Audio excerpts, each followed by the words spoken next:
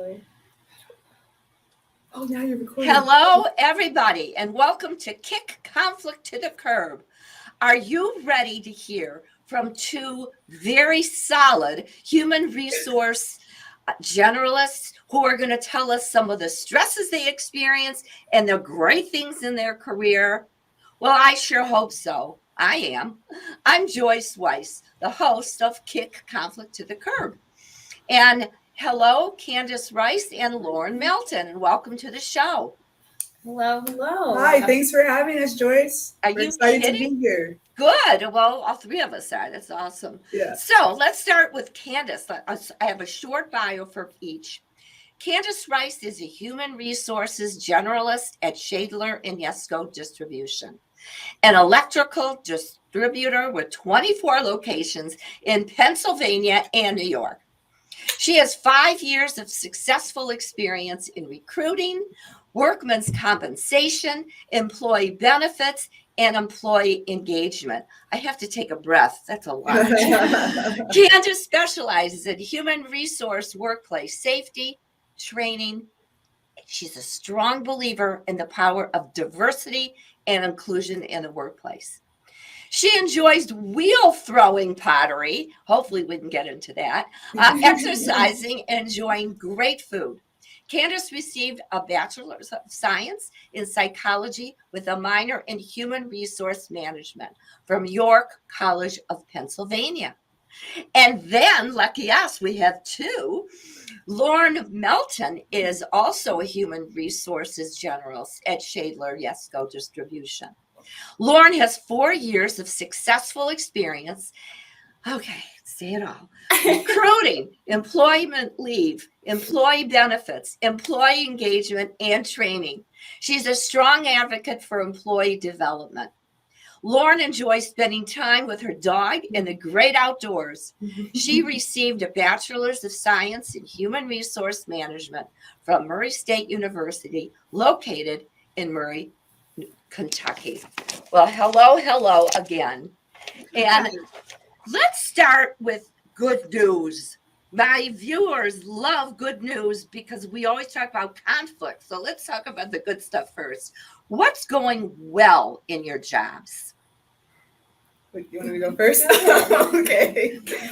I think so far we work for a really good company that really cares for us during COVID.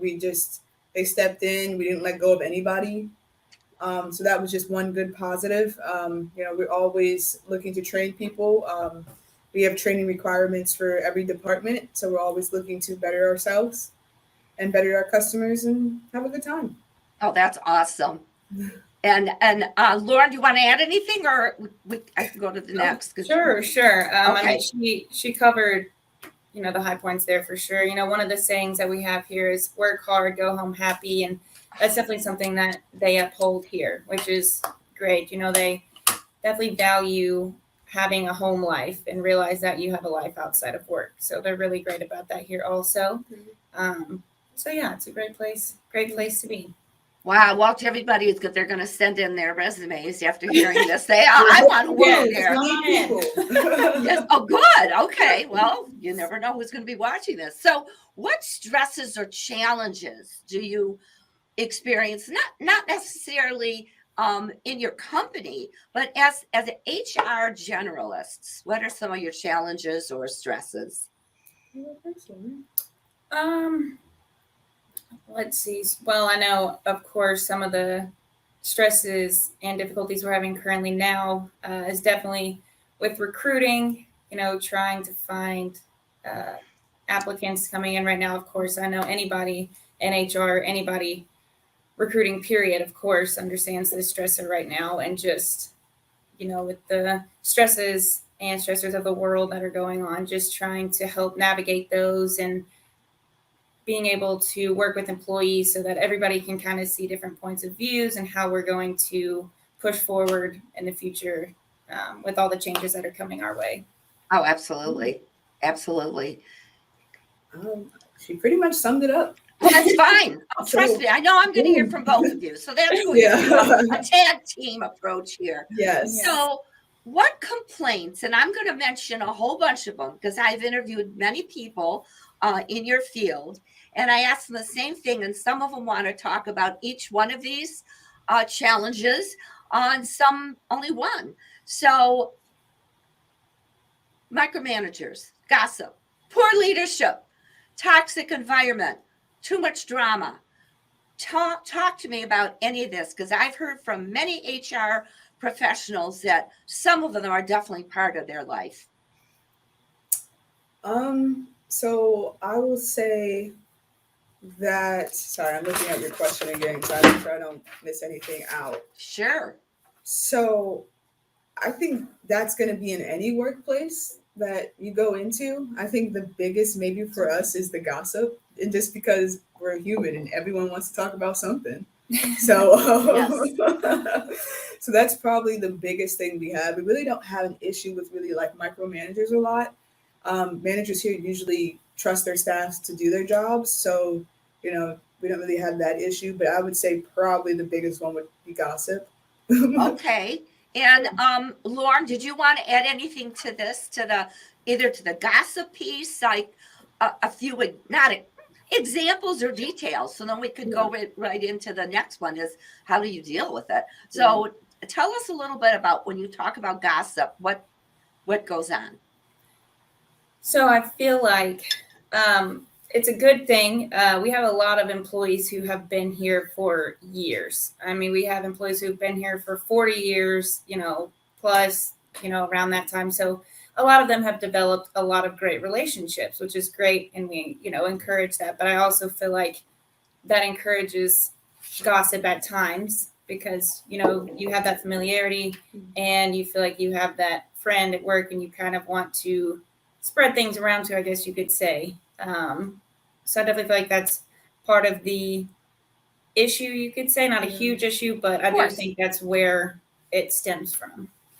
And what do you do? I mean, do your employees come to you and say, oh my God, this gossip is getting out of hand, you got to do something? Or do you take care of it? Or is this not part of your job description? I feel like we do get reports of certain things. It's more like an employee may come and say, hey, I heard this, that, and the third. And we're like, okay, well, that's wrong. We give you the facts and you can either go back to that person if you wish and say, hey, this is actually the real facts. So we just try to have good lines of communication and just clarify what we can and then go from there. And also we'll notify their managers if necessary, to step in if that's part of, taking care of that specific issue. That's great. And how often, let's say, does this happen every week, every month, where you get this type of conversation about gossip? Because you obviously don't have the bullies, you don't have the micromanagers. At least the one thing that you picked up was the gossip. So how often does this happen? So obviously it happens probably every day. People maybe come to us maybe twice a week, maybe. Wow. At most. Yeah. It just depends on what it is. And if they think it's something really serious, they'll come to us. If they think it's already fabricated, they may not tell us until months later. Yeah, so, right. Isn't that the fun part, right? Yeah, wait, what? But the great news for both of you, or actually for your colleagues, is that you listen to them. You take it seriously. It doesn't sound like, because sometimes I talk to people and they sounds like they discount those complaints, that they're just complainers. But it sounds like you really listen to them and either have them give them the facts, like you said, Candice, or go back and share some of this with their leadership. So that's hands off to you. Woo-hoo. So do you get a chance to coach your colleagues or employees? Is that part of your role? What do you mean by coach? Is it because I help train, so during orientation, we do that. Yeah, absolutely. Oh, absolutely. Okay. And that's perfect. So what kind of things do you hear from orientation? Some of the challenges that some of the new people bring up to you, that has to do with conflict or insecurities, or what are there any themes that you see? The main theme that I think that I see the most is, so we have an internal system here that we use, and it's very complicated and it takes a while to master. So most of the time, that's really where their issues are. Everyone that I've had in orientation so far has only said great things, which is nice to have. So no big issues with anybody else or anything like that. So we try to pick people who we know are going to fit into this culture Mm-hmm. and fit with everybody else. So we what? do No, go follow on. up. I'm sorry. We do follow-ups, and it's a 30-day follow-up, Correct. and then they do a 60-day follow-up. So, if the employee is having any issues with any, anything, pretty much, they can either come to us, come to their manager, or go to their manager and kind of discuss at that point, and we can move forward. If there's no issues, great, keep doing what you're doing. If there's anything we can work on or do better, then we take that into consideration and try to. So again, see, my whole thing is that people don't feel heard. When I do my online classes, I'll kick conflict to the curb. It's amazing. I don't care what position my students, that are obvious, they're all adults, have. Almost all of them, either they're heard too much because they're so aggressive, or they don't have HR people like you, or leadership like you obviously have, where they have places to go. So how fortunate for both of you. So where do you find information to help you grow professionally? If you can give hints to people, whether they're in the HR field who are watching, or even if not, what kind of places do you go to feed your brain? So we utilize the SHRM website. They have a vast majority of anything you would need HR on there. We also belong to our local chapter where we can talk with other HR people who are dealing with similar issues. They usually have a meeting once a month, and usually the topic varies on just like what's kind of going on right now. Like the last topic that I hosted, being in the diversity committee chair, we talked about hiring veterans. Oh. So, so that's something that we do. I mean, also just Google, find some reputable sites that way. And if you prior, so we have prior courses, which is like, how do you explain prior? They have a lot of different categories and a lot of different information about a lot of different topics. And our training system that we have here at our workplace actually houses a lot of those courses, from professional development, personal development, communication, different things like that. So we definitely use that heavily as well, I believe. Yes. So they're self-paced. So they just sign up and they take them when they. Oh, that's another congratulations there. So, what about other jobs that you had when did you have other jobs in the HR field before you came here? Yes. So did you, and it's not that I'm pushing it, but if let's talk about it. If not, I've got tons of other things that we could talk about. Did you experience bullies or micromanagers or toxic environments? And if so, how was that handled, or wasn't it? Sure. Oh, okay. So prior to coming to Shadler Yesco, I actually worked at a nursing home. And obviously the environment is not always the best because people are sad, their families aren't coming to see them. The staff they're sick. The staff are overworked. And when I got there, it was pretty much like management didn't care. The first week that I was hired, my manager actually went on vacation and made me do payroll. And I was like, excuse you? So it was just really, no one really cared anymore. And so I tried my best to implement just things that we can, congratulate our employees on, doing more safety stuff and just trying to, get our employees back because they were so lost. And my efforts did go well, but then I just realized, you know what, I can't be here if no one is actually willing to do what they want to do, like actually do it and participate. There's no point of me being here because you're not going to put any effort towards it because you don't believe in this vision. So I decided to leave, and it was a good choice. Oh yes, it was a good choice. Yeah. And so what did you learn for your own leadership skills from that experience?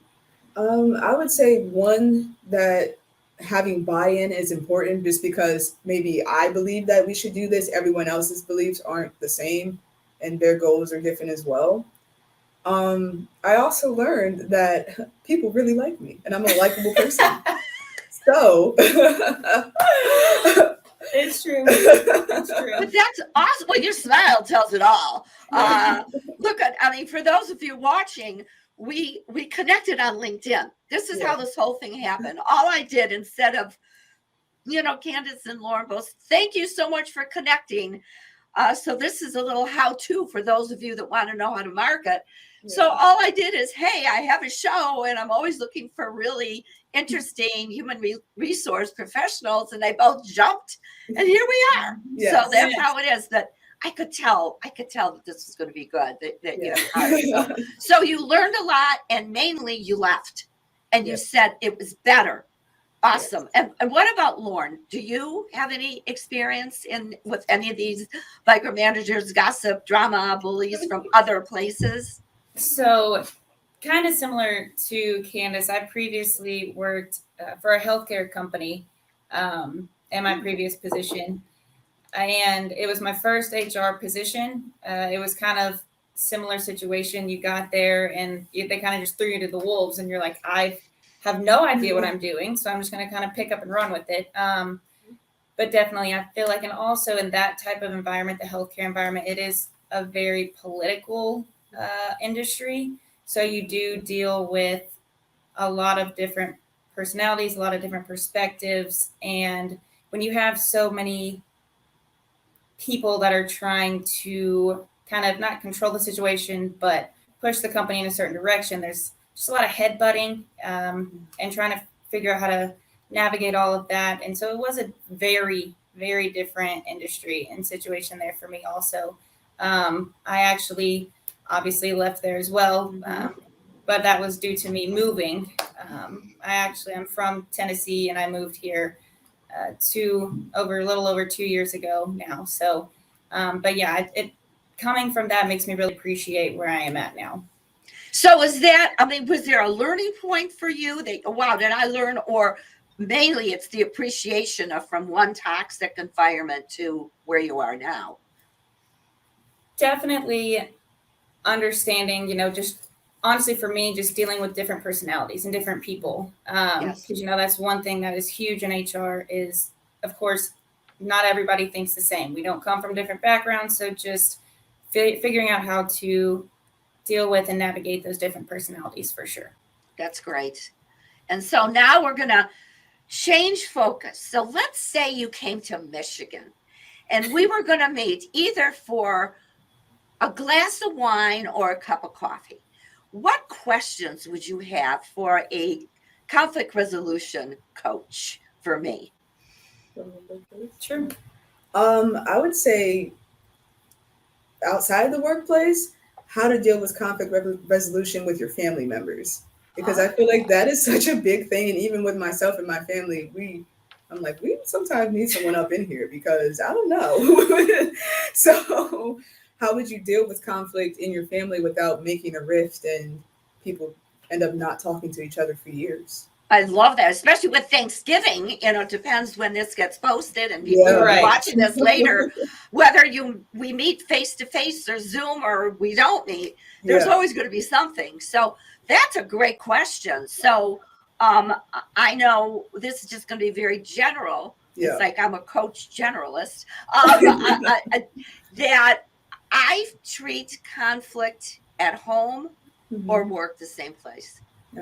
Because that's my take. Because we have ego, all of us have egos, whether they're relatives, friends, or and there's something that I've learned recently that is very new for me, Candice, since this is your question, is sometimes I just don't react. And that is hard. It is hard, Joyce. I can't do that all the time. No, oh my God, did I say, excuse excuse me as I go into my camera. Did I say all the time? No. But there are times with family that there are triggers. And if a person is a trigger in your life, whether it's at home or work, you have to figure out, how am I going to respond? Sometimes not responding is the best thing. I don't mean just sitting there and going, hey, this is great, I got to go to the restroom. Or you change subjects. Say, hey, I hear that you went. I mean, this is just over wine or coffee. We'd go deeper, obviously. Yes. But I would, like I said, I don't care whether it's work or home. That's what I do with in all my classes, because people do bring up home. And we're a mirror. I mean, how we react to conflict is the same. We may be a little more verbal at home because we're not going to get fired. Exactly. But maybe somebody won't talk to you for a year. Yeah, but that's a great question. And what about you, Lauren? Ooh. If we met, glass of wine, cup of coffee or tea, what would you ask me? And related to conflict, probably, I guess, another thing that we could deal with. So certain types of conflict that I feel like we've had to deal with is we have individuals who, like I said earlier, worked here for a very long time. And a lot of times they don't like to see that change. So I feel like they do push back a lot, and there is some conflict there. So how would you recommend us handling those situations or pushing forward and implementing these changes? I love this question too. And I know probably the most important thing, especially with people who were there, why are we changing? It's worked. Why do we have to change things? Things aren't broken. That's the kind of stuff that gets us in trouble these days, because then our competition beats us. So what I would first do is uncover the discomfort. And people forget this basic need is when you have somebody complaining about a change, what it is, it's probably not the change. It's, am I too old for this? Am I going to understand this? Or is my lack of experience going to really show because I don't have these technical skills? Whatever it is, if you could just say, hey, I understand change is hard for all of us. What's your main concern? And you may already do this, but that's the first step. And then with that, depends on how they answer, baby steps. And I mean, I would suggest that if you already aren't on my blog, which is at joyceweiss.com, go there, sign up. Every Tuesday at 3 p.m., you would receive, it's either a poster or it's a short article or a longer article, or this interview is going to be there too, obviously. And all you have to do is put in conflict or bullies or change. And there's all kinds of answers, because I've been doing this. I've been blogging since 2010. That blew my mind when I didn't realize that until I was interviewed a few days ago. Yeah. So last question.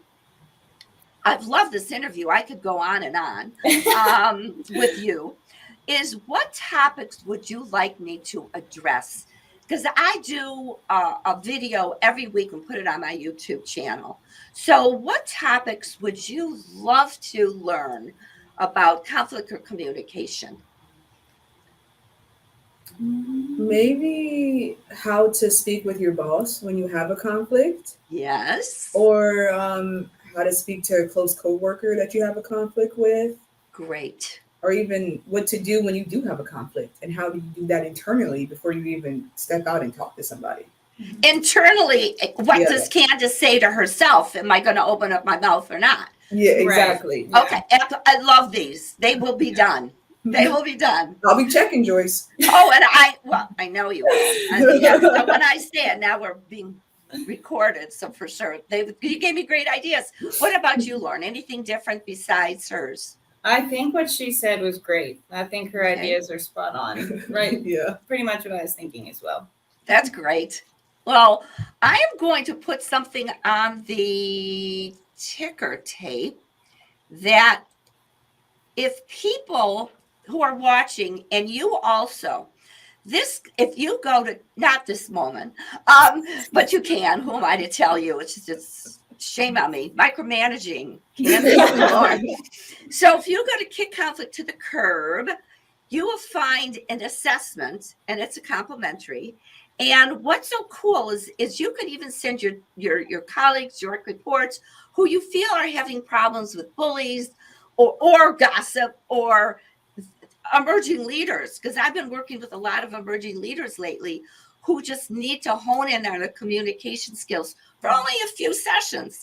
So I always start off having them take this assessment at Kick Conflict to the Curb. And then they will get 3 or 4 videos from me on these topics, on how to make conversations safe, on how to deal with a bully, on how to bring up what you did, how to get into the gap before you even open up your mouth. So please do that.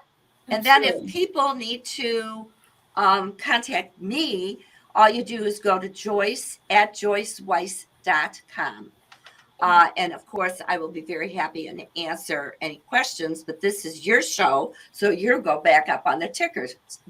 You're the guest. So I want to thank both of you so much. I knew this was going to be serious, but I didn't know we were going to smile as much interview. Thank you so much. Yes. And one last thing, let's say you have a new HR generalist that you're having lunch with. It's always around food with me. I don't want to do Joyce. Me too. Always. Yes. Well, that's good. That's why we relate so well. Is what would you tell someone just graduated from college and they're going to go into the real world? What advice would you give them? I promise this is your last one. No. Advice regarding HR? Yeah. What's something that you learned, something that you just want to let them know, please don't do this, or please do this? Okay. I would say that even though we're here for the company, we're also here for the people. Yeah. And the people are our internal customers. And it's important that we show them that we are there for them, even if it's something minor, like they can't log into their computer and we're here to help and we can do that. We're going to do that. We just want to make sure that everyone is having a good balance and they're healthy and they love what they do and they go home and they're happy, So, and also I would say, be ready to have some conflict and keep that nice, serious face on, because that's still something I'm working on. Yes. It's kind of hard for me, but there's always going to be conflict. But I think if you do your research and practice and go see Joyce, you might have. It'll be good. Thank you. That's just perfect. Yeah, that is perfect. And what about you? Did you want to add anything? I mean, I definitely think, like I said, she hit it spot on. Fine. I know for sure going into HR right out of college, I was, I'd taken all the classes, seen all the courses, whatever, but you really don't get it until you're thrown out there. And it's just, it's difficult in the beginning, getting acclimated to everything that goes into it with HR. You don't really realize everything that HR does until you're there doing it, and so just like she said, be ready. Yes. And don't be afraid of a challenge. Always keep learning. Always keep learning.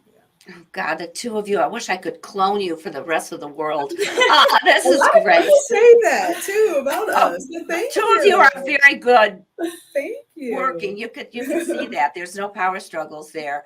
Well, Candice and Lauren, I just need to say that Shadler and Yesko are very fortunate to have these 2 stars there. And I want to thank you. And maybe in the future, I would love, I'll get different questions. I would love to interview you again if you are willing to do that. Absolutely. We'd love that. Great. Well, thank you. And everybody stay tuned. There's going to be more interviews coming in. I'm sure all of them won't be as positive as this. I'm going to do my best to find people who are having lots of challenges with their bullies, but fortunate for us and for Candice and Lauren that doesn't happen with them. So I'll see you later, and thanks for watching.